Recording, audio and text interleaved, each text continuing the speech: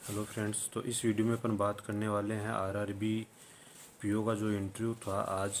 तो उसका रिव्यू लेंगे अपन। मेरा खुद का तो मैंने पहले रिव्यू दे दिया है, ये अलग बंदे का है जिनका आज कंप्लीट हुआ है। ये लखनऊ में था उनका इंटरव्यू आज, और उनका पैनल नंबर 7 था। रिपोर्टिंग टाइम उनका सुबह 8:30 बजे का था। और तो उनसे क्या क्या क्वेश्चन पूछे गए तो उसके बारे में अपन बात करने वाले हैं। तो शुरू में वही प्रोसेस होता है आपका, जो बायोमेट्रिक का हो गया, आइरिस स्कैनिंग हो गया आपका, और जो आपका डीवी का हो गया, शुरू का वही प्रोसेस है। उसके बाद में बात करते हैं, जैसे वो एंटर होते हैं उन्होंने गुड मॉर्निंग विश किया। उसके बाद में जो इंटरव्यूअर सर हैं उन्होंने उनको बैठने के लिए बोला। उसके बाद में क्वेश्चन स्टार्ट होते हैं। तो पहला क्वेश्चन उनका ये था कि आप किस बैंक में जॉब करते हैं, क्योंकि वो पहले से किसी प्राइवेट सेक्टर बैंक में क्या कर रहे थे, जॉब कर रहे थे, HDFC बैंक में। तो उनसे ये क्वेश्चन पूछा गया, अगर आप कोई जॉब करते हैं तो वो उसके बारे में आपसे पूछेंगे। तो उनका पहला क्वेश्चन था कि भाई किस बैंक में आप क्या कर रहे हैं, जॉब कर रहे हैं। तो उन्होंने बता दिया कि भाई सर मैं HDFC बैंक में जॉब करता हूँ। अगला क्वेश्चन आया कि आप जिस बैंक में जॉब करते हैं उसका हेडक्वार्टर कहाँ पर है। तो उसके बारे में उन्होंने बताया। उसके बाद में उन्होंने पूछा कि आप मतलब जिस बैंक में जॉब कर रहे हो उसका जो उनके जो चेयरमैन है वो कौन है। तो इसके बारे में उन्होंने बताया। उसके बाद जो अगला उनका क्वेश्चन आता है वो था कि NPA और PNP क्या होता है। तो इसके बारे में उन्होंने डेफिनेशन दे दी। लास्ट में उन्होंने पूछा कि NPA और PNP में डिफरेंस क्या है।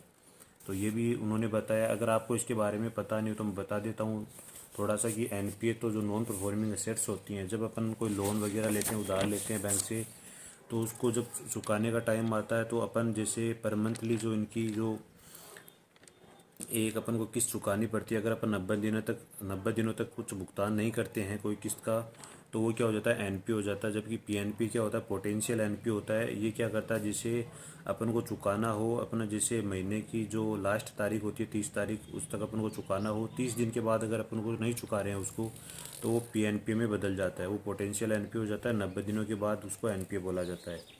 ठीक है।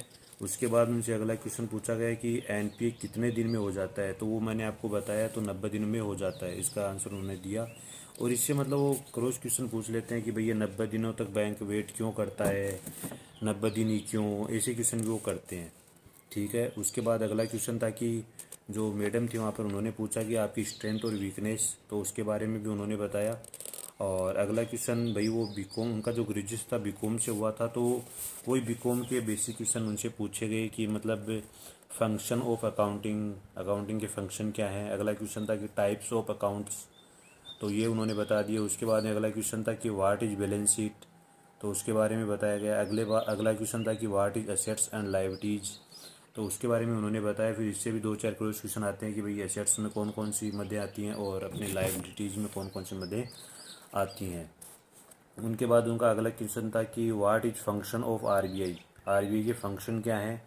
तो इनके बारे में आपको पता होगा, इनके बारे में उन्होंने बताया। उसके बाद में पूछा कि what is role of RBI in RRBs, मतलब RRBs के लिए RBI क्या काम करता है, क्या रोल है उसका, कैसे वो उसमें अपनी भागीदारी निभाता है। तो ये तो बेसिक क्वेश्चन है, तो पूछा जाना है कि RRB की एग्ज़ाम दे रहे हो तो उसके बारे में तो पूछेंगे। अगला उनका क्वेश्चन था कि बजट से रिलेटेड एक क्वेश्चन था कि बैंकों ने सरकार को अभी भी कितना पैसा दिया है, जो रिकैपिटलाइजेशन हुआ उसके तहत बैंकों को सरकार द्वारा कितना पैसा दिया गया है, और ये क्वेश्चन, ये जो पैसे दिए गए हैं वो क्यों दिए गए हैं, ये क्वेश्चन भी उनसे पूछा गया।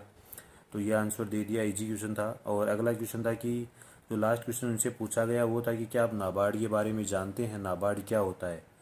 ठीक है, ये पूछा। फिर बाद में ये पूछा कि जो नाबार्ड है वो RRB के लिए क्या रोल अदा करता है, मतलब RRB के लिए नाबार्ड किस तरह से इम्पोर्टेंट है, इसके बारे में उनसे पूछा गया। तो इस प्रकार से आज जो जो पैनल 7 था उसमें जो क्वेश्चन पूछे गए वो ये क्वेश्चन पूछे गए।